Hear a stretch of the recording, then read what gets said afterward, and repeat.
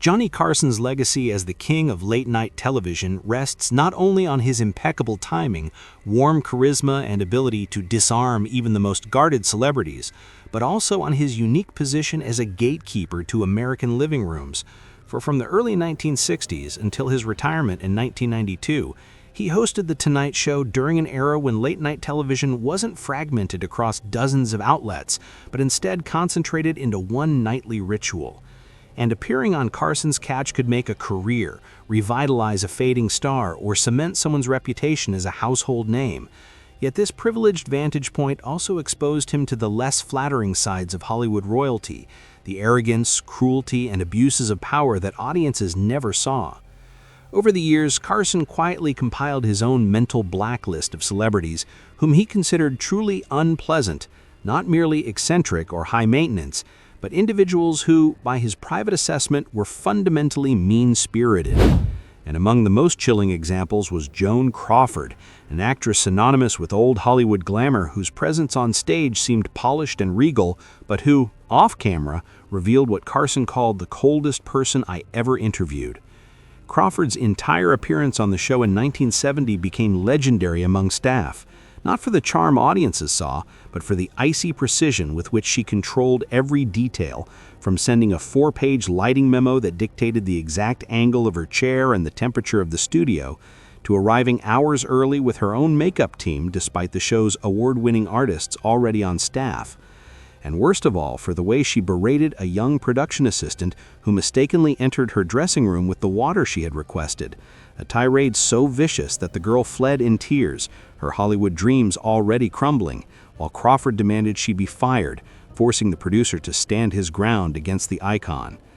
Carson, ever professional on stage, masked his disgust, but privately told friends she was like talking to a beautiful statue with nothing inside. And years later, when Christina Crawford's infamous memoir, Mommy Dearest, exposed the abuse she suffered as Joan's adopted daughter, Johnny wasn't surprised in the slightest. He simply nodded and said, "I believe every word. I saw it in her eyes." If Crawford embodied icy calculation, Frank Sinatra revealed a more menacing side of celebrity power. For while he and Carson smiled together on air, their interactions were tinged with tension rooted in Sinatra's reputation for intimidation and mob connections that were whispered about in Hollywood. Carson admired his vocal talent, but despised his treatment of staff, once remarking to a friend, "If he didn't sing, he'd be a mob enforcer, and sometimes I think he was both." And staff remembered the palpable unease whenever Sinatra arrived with his entourage of tough-looking men who prowled the studio like security guards, scrutinizing the crew as if they were under surveillance. The worst incident came when a veteran floor manager gave Sinatra the standard 3-minute cue before airtime, only for Sinatra to grab him by the tie, snarl that nobody tells him when he goes on, and leave the man visibly shaken. Carson, watching on the monitor, nearly canceled the segment, and though persuaded by producers to continue for the ratings, his questions during the show became clipped and distant, a subtle act of quiet resistance. Another time, Sinatra made a disparaging remark about a female staffer's looks during a commercial break, and Carson, usually reluctant to confront guests directly, snapped back coldly, "We don't talk about my staff that way here," stunning the crooner into silence. Though Carson could never fully ban someone of Sinatra's stature, he quietly ordered producers to limit his appearances, a remarkable stance from a host who rarely interfered with booking, and this unspoken distaste underscores how deeply Sinatra's bullying clashed with Johnny's values. Then came Orson Welles, a man Carson once introduced as a genius, but privately considered a nightmare guest. For while audiences marveled at his booming voice, grand storytelling, and reputation as the boy wonder who revolutionized cinema with Citizen Kane, Carson saw the flip side of Welles's legend, an ego so massive it eclipsed everything else, including respect for the format or the staff. Writers prepared questions only to have Welles cross them out, dismissing them as pedestrian, leaving Carson to improvise entire interviews with a man who had launched into labyrinthine monologues that ran 25 minutes when 7 were allotted, forcing other guests to be bumped and schedules thrown into chaos. Worse, Welles would direct the show as though it were his own film set, telling camera operators which angles to use, addressing assistants in the third person as if they were invisible, and once even standing to orchestrate lighting mid-interview. Carson, a perfectionist about timing and structure, fumed privately that genius doesn't excuse everything, recognizing Wells as a cautionary tale of how brilliance without humility curdles into tyranny. These three figures, Crawford, Sinatra, and Wells, were not just difficult in the usual Hollywood sense, but in Carson's private view, emblematic of what he found most appalling about celebrity culture. Crawford's cold cruelty toward the powerless, Sinatra's menace cloaked in charm and connections, and Wells's unchecked ego masquerading as genius. And in confiding his distaste for them to friends and colleagues, Carson wasn't merely venting, but documenting the shadow side of fame that audiences at home never glimpsed, laying the foundation for a personal blacklist that, over time, would include others whose behavior made even the unflappable king of late-night quietly recoil. If Joan Crawford, Frank Sinatra, and Orson Welles revealed the cold, the menacing, and the egotistical sides of fame, then the next names on Johnny Carson's private blacklist showcased an entirely different spectrum of unpleasantness, the kind that turned what should have been lighthearted late-night entertainment into awkward ordeals, abrasiveness so sharp it felt like being cross-examined in court, inappropriate behavior that crossed professional boundaries, and diva-like demands so overblown that even Carson, a man known for patience and composure, privately admitted he dreaded their appearances. At the center of this category stood Bette Davis, one of the most iconic actresses in film history, whose fiery on-screen persona, whether as the scheming Margot Channing in All About Eve or the unhinged baby Jane Hudson, was mirrored by an equally combustible off-screen personality. By the time she sat across from Carson in the 1970s and early 80s, Davis was no longer Hollywood's reigning queen, but rather a sharp-tongued veteran with little tolerance for being overshadowed, and her visits to The Tonight Show became legendary among staff not for charm, but for combativeness. On television, she appeared witty and regal, her stories of the old studio system captivating audiences. Yet behind the scenes, she was a force of verbal destruction. She interrupted younger guests, physically turned her back when attention drifted to others, and demanded whiskey in her dressing room to steady her nerves, a habit that sometimes emboldened her to say things that shocked even a jaded crew. Accounts from makeup artists and assistants recall her making sexist and even racist remarks, her voice carrying the cutting tone of someone who expected her status to excuse anything. One notorious rehearsal saw her lash into a cue card operator for what she called incompetence, her words so harsh that Carson himself intervened, delivering in a low but firm tone, "Miss Davis, on this show we speak to everyone with respect, or we don't speak at all." For a man who usually avoided confrontation, the moment underscored just how far Davis had pushed him. Carson admired her artistry, loved her films, but found her relentless abrasiveness exhausting. After one difficult appearance, he quipped privately to Ed McMahon, "She doesn't need a stage, she needs a courtroom. No one should have to be cross-examined by Bette Davis without a lawyer present." Then there was Mickey Rooney, a very different kind of headache, one that left Carson visibly uncomfortable in ways viewers could sometimes sense. Once the #1 box office star in America between 1939 and 1941, Rooney represented the child star who never quite grew up, clinging to his fame while indulging in behavior that the modern era would swiftly label inappropriate. Short in stature but bursting with frenetic energy, he bounded onto Carson's stage with anecdotes and jokes that could easily veer off course, particularly when alcohol appeared to be involved.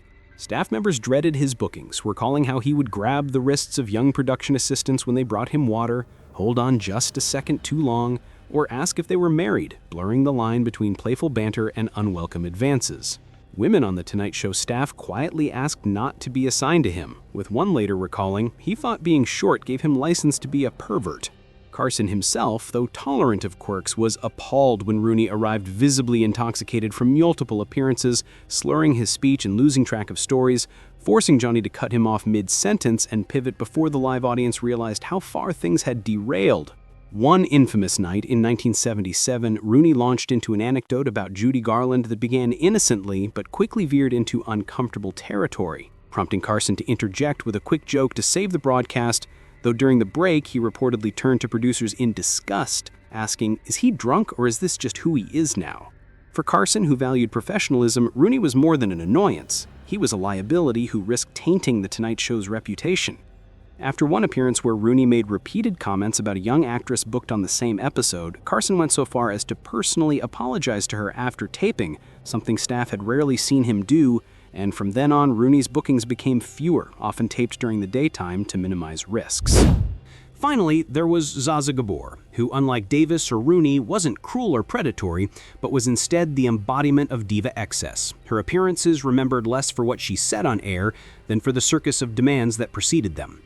Gabor, Hungarian-born socialite-turned-actress, had built a public persona out of glamour, marriage scandals, and a flamboyant accent that made her instantly recognizable, and audiences adored her larger-than-life charm.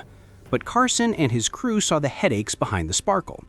Every appearance came with a list of requirements that bordered on parody. Her dressing room temperature fixed at exactly 74 degrees, a vase filled only with orchids, carnations were forbidden, a bottle of Perrier with precisely 3 ice cubes, and her own lighting technician flown in at the show's expense to ensure she appeared in what she considered her best angles. If even one of these conditions wasn't met, she would refuse to leave her dressing room, delaying taping and throwing the production into chaos.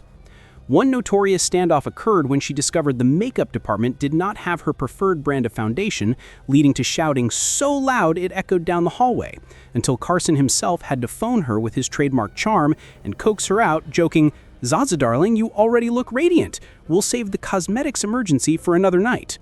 To viewers, she sparkled under the lights, flirting with Johnny and playing up her persona, but to producers, she was a scheduling nightmare. Carson, after enduring yet another evening of delays and frustration, privately quipped, "I'd rather interview a cat. At least the cat wouldn't need 3 assistants in special lighting." And yet, despite his irritation, she continued to be booked, because when she finally made it on stage, her presence meant ratings, proof that even Carson sometimes had to swallow his distaste in the name of entertainment. Taken together, Bette Davis, Mickey Rooney, and Zsa Gabor formed a trio that revealed to Carson the many faces of celebrity unpleasantness: the verbal violence of Davis, the chaotic impropriety of Rooney, and the endless diva theatrics of Gabor. And while none were quite as sinister as the figures he found genuinely disturbing, all 3 left him with the sense that stardom too often excused behavior that would have been intolerable in any other workplace. A truth he carried with him as he added their names, mentally, if not officially, to the blacklist that defined his private judgments of Hollywood royalty. Then Shelley Winters revealed yet another layer of The Tonight Show host's private blacklist, each representing a category of behavior that he found particularly offensive. Volatility so intense that it made live television unpredictable. Political rhetoric so sharp and exclusionary that it crossed into outright bigotry, and a level of arrogance and cruelty so profound that Carson would later describe it as truly hateful. Shelley Winters, a 2-time Academy Award winner whose career began with glamorous ingenue roles in the 1940s and evolved into gritty, character-driven performances in classics like A Place in the Sun and The Poseidon Adventure, should have been a perfect guest, accomplished, outspoken, and bursting with stories. But to Carson and his staff, she became a dreaded booking because her unpredictability turned a carefully scripted show into chaos. Winters had a volcanic personality, one moment disarming with humor, the next erupting with a tirade about politics, injustice, or her many famous lovers, topics she was never shy about naming. On more than one occasion, she derailed an interview meant to promote a film by launching into a multi-minute monologue on government corruption or the Vietnam War, leaving Carson visibly struggling to find a way back to comedy. Staff members recalled that Carson, usually masterful at steering conversations, seemed like a man trying to hold back a flood whenever Winters came on. There was no stopping her once she started. Off camera, she was equally mercurial, sometimes arriving after drinks, sometimes prickly and confrontational, with one crew member recalling that producers removed anything throwable from the set whenever she was scheduled, including glasses and ashtrays, because no one knew what might set her off. And yet, for all the stress she caused, Carson respected her authenticity. She wasn't malicious, just uncontrollable, and after one fiery appearance, he told a producer, "I may not want a vacation with her, but at least she means every word she says. Jane Russell, however, struck a very different nerve, one that Carson could not respect because her appearances revealed a strain of intolerance and political extremism that he refused to tolerate in his studio. Russell was undeniably one of Hollywood's great beauties of the Golden Age, the star of Howard Hughes' The Outlaw and Marilyn Monroe's co-star in Gentlemen Prefer Blondes, her statuesque figure and husky voice making her an unforgettable presence on screen. But by the 1970s, Russell's career had slowed and she became increasingly vocal about her conservative views. Carson, who was a moderate Republican himself and not afraid of political diversity, had no issue with ideological differences. What bothered him, according to multiple accounts, was when those views curdled into cruelty toward individuals. Backstage, Russell made disparaging remarks about LGBTQ+ staff, once allegedly refusing to allow a gay makeup artist to touch her, demanding a different kind of person as a replacement, and even more shockingly, she refused to be booked on the same episode as Rock Hudson, citing his sexuality, which, though not public at the time, was an open secret in Hollywood. For Carson, who had many gay friends and staffers he considered family, this crossed an unforgivable line. During one commercial break, she reportedly dismissed civil rights legislation as unnecessary, comments overheard by crew that made their way back to Johnny, and after that taping, her name all but vanished from the booking sheets. Carson's private disdain was so strong that, unlike Sinatra or Gabor, who were tolerated for their ratings, Russell was effectively banned, one of the rare cases where Carson exercised direct veto power. Staff noted how unusual this was. Johnny almost never got involved in booking decisions, but in this case, he made it clear he wanted no part of hosting her again. Then there was Jerry Lewis, and here Carson's distaste went beyond irritation or political disagreement into something darker. Outright contempt for a man he considered the epitome of Hollywood hypocrisy. To the public, Jerry Lewis was a comic genius, the zany partner of Dean Martin in the 1950s, the star of slapstick hits like The Nutty Professor, and later, the humanitarian face of his annual telethons, raising millions for muscular dystrophy research. Millions saw him cry on national television for his kids, and he was hailed as a saintly figure by some. But to those who worked behind the scenes, and to Carson himself, Lewis was something else entirely. Arrogant, demeaning, and cruel. His appearances on The Tonight Show were notorious for how he treated everyone around him.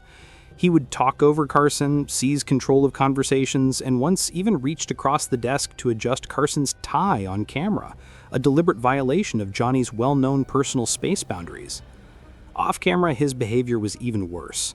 He refused to learn staff names, barking orders at people he called camera guy or makeup girl, regardless of their experience. One story retold by several crew members described how Lewis halted a rehearsal because a cameraman coughed, shouting that the man breathed like an amateur and demanding he be removed, humiliating him in front of the entire studio, even though the man simply had allergies. Carson, who prided himself on protecting his crew, was enraged by the hypocrisy. Here was a man who cried on TV about loving children, yet treated ordinary workers as disposable. After one particularly disastrous appearance in the early 1980s, Johnny told his producer, "Never again," effectively banning Lewis from the show for the rest of his tenure, a rare move for a host who preferred to keep doors open. Years later, at a private dinner, when asked about Lewis, Carson delivered one of the harshest judgments he ever gave. In a town full of phonies, he stands out as truly hateful, and that takes some doing. For Carson, Winters, Russell, and Lewis illustrated three categories of guest that went beyond mere eccentricity into genuine toxicity for The Tonight Show. Winters, the tornado who couldn't be controlled, Russell, the ideologue whose intolerance poisoned the atmosphere, and Lewis, the hypocrite whose cruelty shattered his humanitarian facade. More than simply unpleasant experiences, their behavior crystallized for Carson the darker truths of fame, that talent or popularity often insulated stars from accountability, and that the smiles audiences adored could mask storms of arrogance, prejudice, or malice behind the scenes. Each left Johnny with the bitter sense that his role as host wasn't just to entertain America, but to quietly endure the worst of Hollywood's excesses, all while keeping the cameras rolling and the laughter flowing. Johnny Carson's private blacklist of Joan Crawford, Frank Sinatra, Orson Welles, Bette Davis, Mickey Rooney, Zsa Zsa Gabor, Shelley Winters, Jane Russell, and Jerry Lewis was never written down, never published in his lifetime, and never mentioned on air. But through the recollections of producers, crew members, and close friends, it has taken shape as one of the most revealing windows into both Carson himself and the true culture of Hollywood in the second half of the 20th century. A culture where talent and glamour often hid deep flaws, where fame acted as a shield against accountability, and where the most powerful figures in entertainment could behave in ways that would be career-ending in today's era of cell phones and social media. Carson, as the undisputed king of late-night television from the early 1960s until his retirement in 1992, was in a position unlike anyone else. Every star who wanted to sell a movie, promote a show, or revive a fading career had to pass through his studio. And for 30 years, he sat across from the biggest names in the world, listening to their stories, trading jokes, and crafting the illusion of intimacy for millions of viewers at home. Yet behind that professional smile, he was constantly watching, measuring, and forming judgments, not in the spirit of gossip, but as a man who valued character above performance. To Carson, the true test of a celebrity wasn't how they charmed him on camera, but how they treated the assistants, the makeup artists, the stagehands, and the camera operators, the people who had no power to advance their careers, but whose work made The Tonight Show possible. Johnny had a simple test, recalled one longtime director. How did they treat the pages, the assistants, the guys working the cameras? That told him everything he needed to know about someone's character. Crawford failed that test when she verbally assaulted a young assistant for entering her dressing room with water. Sinatra failed when he terrorized a floor manager and sneered at a female staff member. Welles failed when he dismissed writers as beneath him and hijacked the show like it was his personal stage. Davis failed when she cut down colleagues and berated cue card operators. Rooney failed when he made young women uncomfortable with hands and comments that had no place in a professional environment. Gabor failed when her endless list of diva demands delayed tapings and drained morale. Winters failed not through cruelty but through a disregard for the format and boundaries of the show. Russell failed by weaponizing ideology and attacking vulnerable groups. And Lewis failed in the most damning way of all, by building an empire of public goodwill while privately demeaning the very people who supported him. To Carson, these weren't simply quirks or flaws. They were markers of character, the dividing line between difficult but tolerable stars and those he quietly despised. In the years since his death in 2005, his reputation as the greatest late-night host of all time has endured, and part of that legacy is rooted in this ability to see through the fiction. "The camera doesn't just add 10 pounds, he once said. It adds a layer of fiction. Johnny Carson's genius was not only in his timing or wit, but in his ability to pierce that fiction, to sense when someone was authentic and when someone was playing a role. The 9 names on his private blacklist, Crawford, Sinatra, Welles, Davis, Rooney, Gabor, Winters, Russell, and Lewis, serve as cautionary tales, reminders that our cultural icons are not always what they seem, and that even in an era that celebrated stars as gods, one man sitting at a desk in Burbank could see through the masks and quietly take note of the truth." If you enjoyed this deep dive into Hollywood's hidden history, don't forget to like, share, and subscribe to the channel, because we have plenty more stories from the Golden Age that will change the way you see your favorite stars.